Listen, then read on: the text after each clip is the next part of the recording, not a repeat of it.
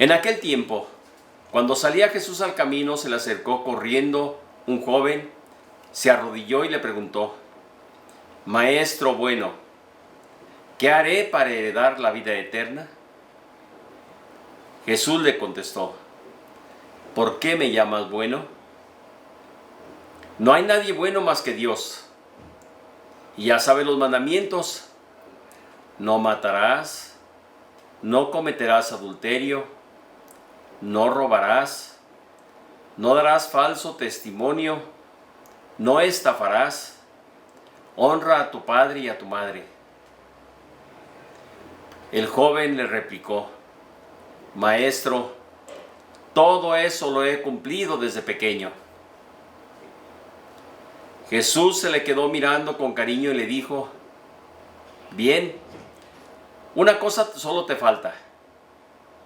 Anda, vende lo que tienes, dale el dinero a los pobres, y así tendrás un tesoro en el cielo, y luego sígueme. A estas palabras, el joven se entristeció y se fue apesadumbrado, porque era muy rico. Jesús, mirando alrededor, dijo a sus discípulos: qué difícil va a ser a los ricos entrar en el reino de Dios. Los discípulos se extrañaron de las palabras de Jesús cuando añadió: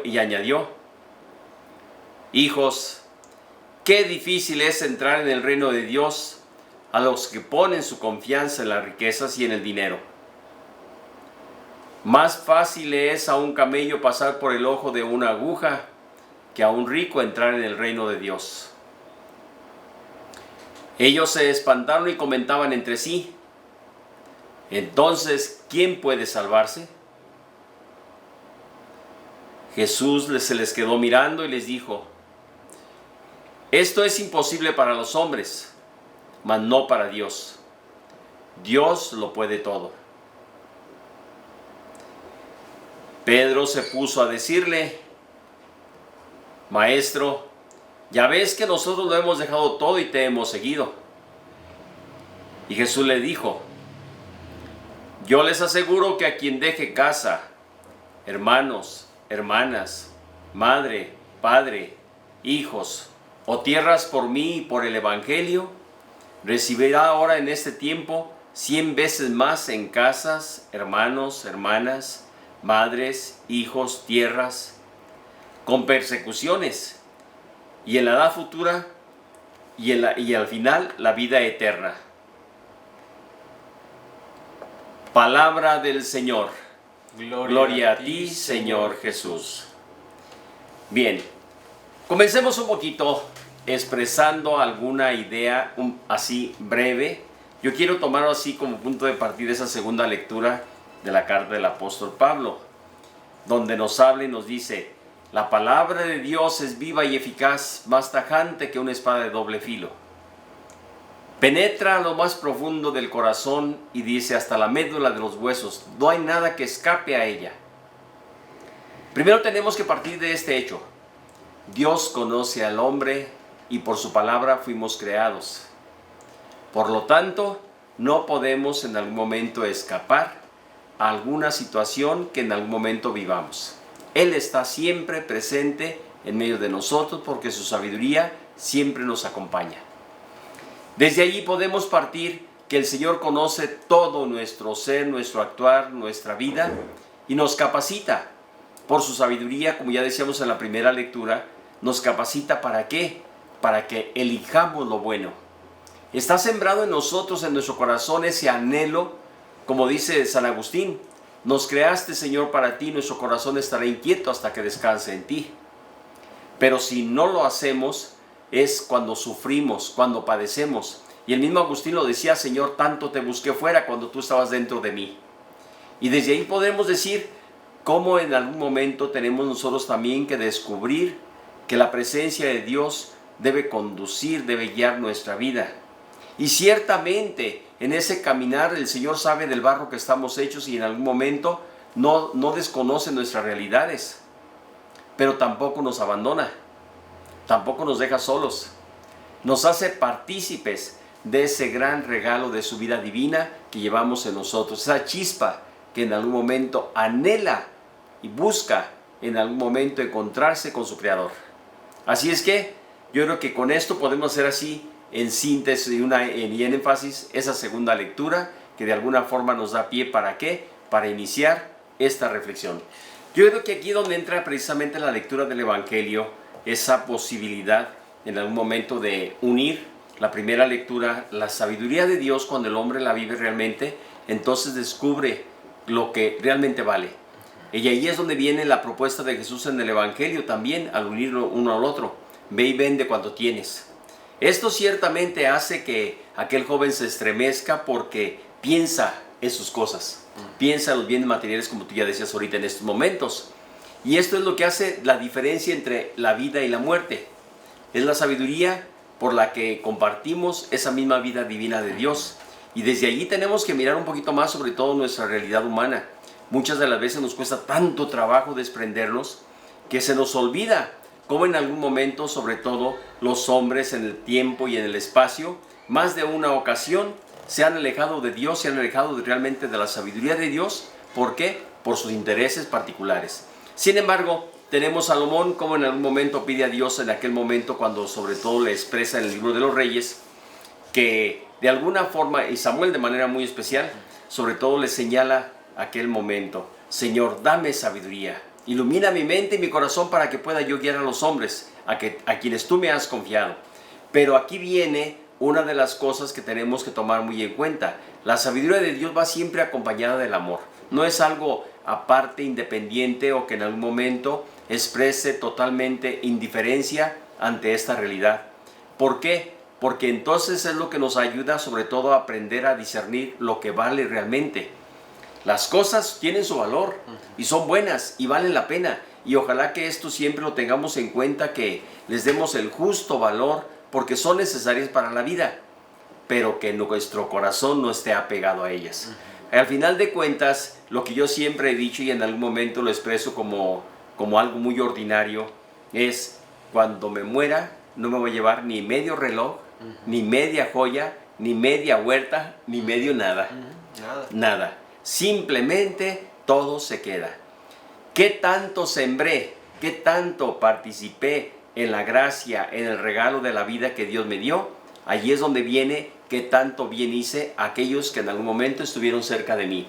Y por eso yo expresaba un poquito al inicio, cuando tú estabas casi llegando, Jesús, yo expresaba esto: el que no vive para servir, no sirve para vivir. ¿Por qué? Porque su vida va a ser totalmente, yo voy a decir así un poquito, insípida. No va a tener esa sal de lo que es realmente la entrega, la generosidad, la bondad, el amor. Y en algún momento, pues todo eso, si no lo tenemos, ¿qué va a suceder? El apego. El apego a las cosas, el apego a los bienes, el apego a todo aquello. Y cuando viene lo que tú señalabas hace rato, un terremoto, un desastre, una situación difícil donde se acabó todo, entonces dice: no tengo por qué vivir. La persona, o sea, no encuentra razones para vivir, y ahí es donde viene sobre todo su desesperación y al final de cuentas también la pérdida de lo que es propiamente su vida.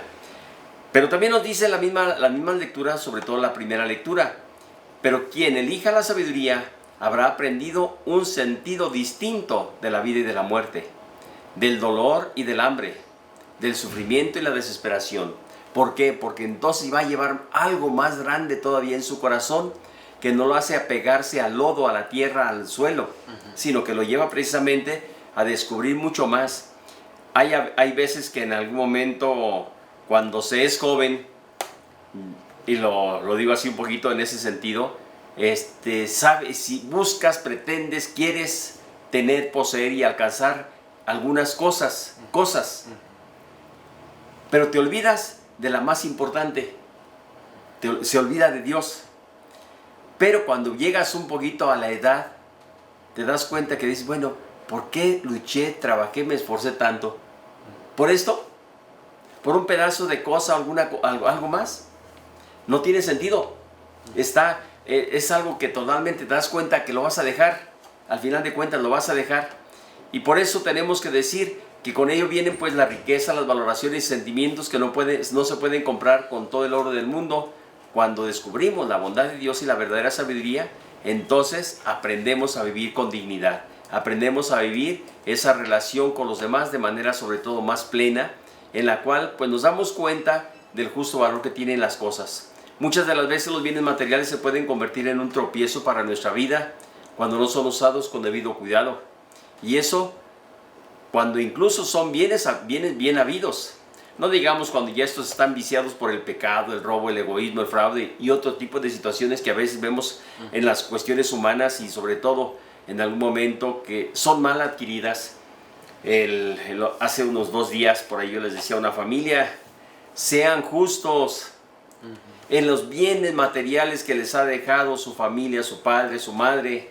Sean justos, porque no se vale que en algún momento haya gandallas en la familia, donde se aprovecha del todo. ¿Para qué? Es que ella tiene su esposo, él tiene ¿para qué se lo voy a dar a ella si su esposo es un flojo? Y empiezan los pleitos en la familia, las demandas y cuestiones de esas humanas. Yo les digo, ¿qué te cuesta con ser justo? ¿Qué te cuesta con actuar con rectitud? ¿Qué te cuesta con que a cada quien le dé lo que le corresponde? Y te evitas todo ese tipo de sobresaltos y gritos y sobre todo sombrerazos que a veces ocurre. Pues muy bien, muchas de las veces generan en la vida una falsa seguridad esos bienes materiales que alejan al hombre del verdadero valor y sentido, y más aún de Dios mismo. Esto lo sabemos y lo vemos, y yo se los digo siempre hacia los jóvenes. Jóvenes, busquen a Dios. Busquen a Dios.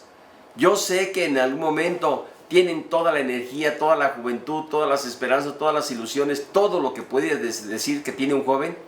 Sin embargo, se les olvida a Dios muchas de las veces.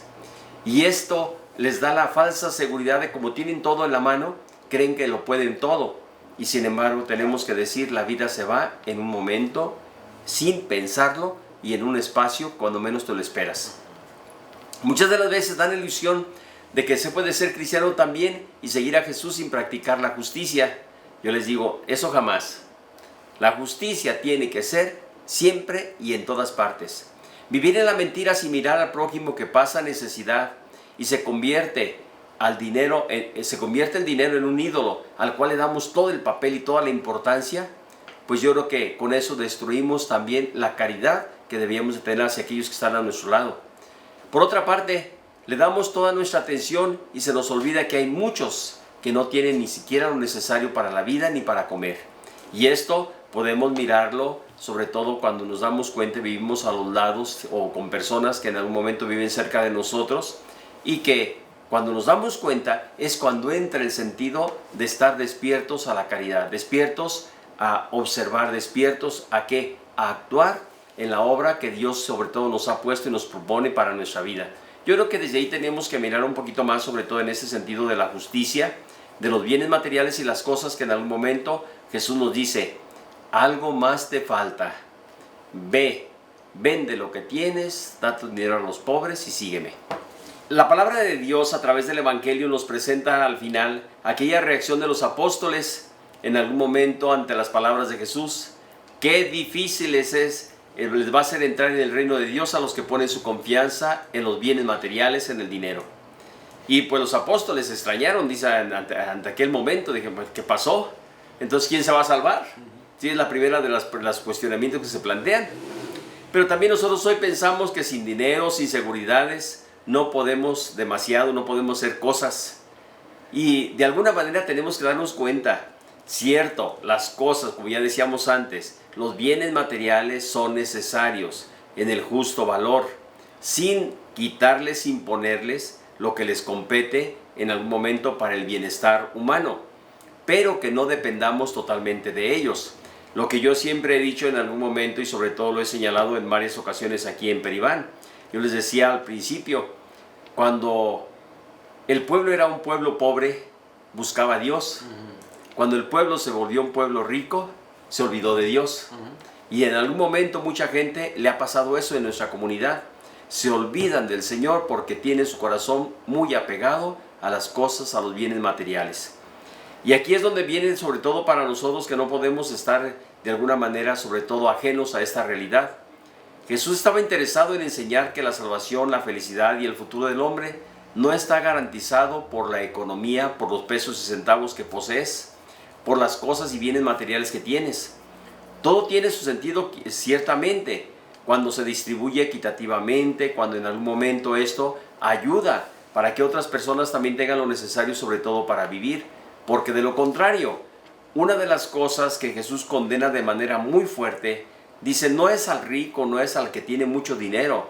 Condena la injusticia que en algún momento, sobre todo, se padece cuando alguien posee tal cantidad de cosas y otros no tienen nada. Esa es la gran diferencia. Y en algún momento esa acumulación es lo que Jesús condena.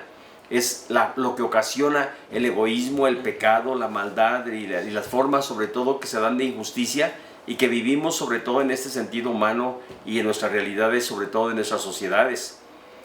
Hoy también la acumulación desproporcionada, pues podemos decirlo así, hay 2, 3 grupos, familias o personas que en algún momento poseen todo el dinero del mundo, pero hay una infinitud de gente que no posee nada, que viven en arrabales, que viven en pobreza, que busca un pan para comer entre la basura y todo eso. Las grandes ciudades son una de las situaciones que podemos ver así con cierta frecuencia y que se dan pues muchísimo más de lo que a veces pensamos.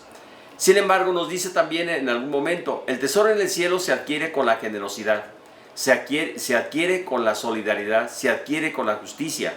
Y aquí podríamos en algún momento volver a la palabra de Dios porque de alguna forma nos viene a decir, estuve hambriento, sediento, enfermo, encarcelado y tú me ayudaste, tú me asististe, tú estuviste conmigo. Compartiste lo que Dios te dio, lo compartiste conmigo. Y yo creo que desde ahí podemos decir, Jesús hizo reflexionar al joven rico, quien cayó en la cuenta sobre en quién había puesto su confianza, pero también se había comprometido su futuro y su felicidad, pensando que el dinero, que lo que tenía era también. Yo creo que eso lo dejó también en algún momento con un cuestionamiento y un planteamiento para su vida. Aunque dice, se fue entristecido, pero yo creo que se dio cuenta realmente de lo que Jesús le proponía. Y la propuesta de Jesús era una propuesta de generosidad, era una propuesta de no solamente ser bueno, como tú decías ahorita, sino ser alguien que va más allá, que tiene filiación, que tiene cercanía, que tiene compromiso con aquel que lo está invitando. Por eso también nosotros podemos decir, ¿en qué hemos puesto nuestra confianza? Jesús le proponía a aquel joven un nuevo horizonte, entrar en el plan de Dios, asumir la libertad de los hijos de Dios, una libertad de espíritu que no se deja comprar por nada, que se encarna en la fraternidad, que nos hace a cada cual ser corresponsables también de la felicidad de los otros. Y allí es donde tenemos que mirar un poquito más sobre todo nuestra realidad, donde vivimos. No necesitamos andar buscando, es que voy a buscar a los pobres aquí y allá. No, de repente llega a tu puerta alguien que solicita tu presencia y tu ayuda en la justicia y en la caridad. Y allí puedes hacerlo. No necesariamente tienes que ir a andar buscando a ver dónde están acá, dónde están allá. Simplemente llegan y están ahí. Aquella frase de San Ignacio de Loyola, ad maiorem gloriam Dei. ¿Sí? Todo para mayor gloria de Dios. Todo para mayor gloria de Dios. Y por lo tanto, pues yo creo que en algún momento esto expresa precisamente lo que estamos diciendo. Dónde ponemos nuestro corazón, dónde tenemos nuestras seguridades. En algún momento, pues yo creo que Jesús nos invita precisamente a que le demos ese justo valor a las cosas y que de alguna forma, pues nuestros apegos humanos no nos aparten de ese camino de Dios. Así es que, familias, llegando al final del programa, queremos sobre todo agradecerle su presencia, pero de manera muy especial, que la palabra de Dios que acabamos de escuchar y que en algún momento también nuestra reflexión sea un granito de arena para ese caminar en el día de mañana, como ya decía Jesús también en algún momento, que al celebrar, al participar de la Eucaristía, ya vayamos también nosotros con ese camino recorrido de haber reflexionado un poquito, de haber mirado algunos puntos, algunos aspectos que nos pueden ayudar para nuestra vida, nuestra reflexión. Pues muchísimas gracias a todos ustedes. Nos despedimos esperando que el buen Dios me los acompañe. El Señor esté con ustedes. Y con su espíritu. Y que la bendición de Dios Todopoderoso, Padre, Hijo y Espíritu Santo, descienda sobre nosotros y nos acompañe siempre. Amén. Un joven fue y le dijo, con muy sincera intención, por vivir la vida eterna, dime tú que he de hacer yo. Déjale el punto, Jesús, uno solo es la verdad. Si quieres ganar su vida, sus mandatos guardarás. Desde pequeño guardaré lo que manda el Señor. Yo creo que hay más, por favor tú dímelo. Manifestos en Jesús, si tú buscas perfección, vive de lo que es tuyo y a los pobres dáselo.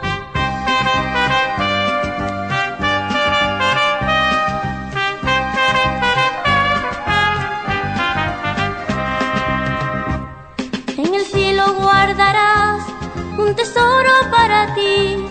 Ven a mí si tú lo haces, estaría guardando aquí. Inclinando la cabeza, el muchacho entristeció. Muchos bienes él tenía,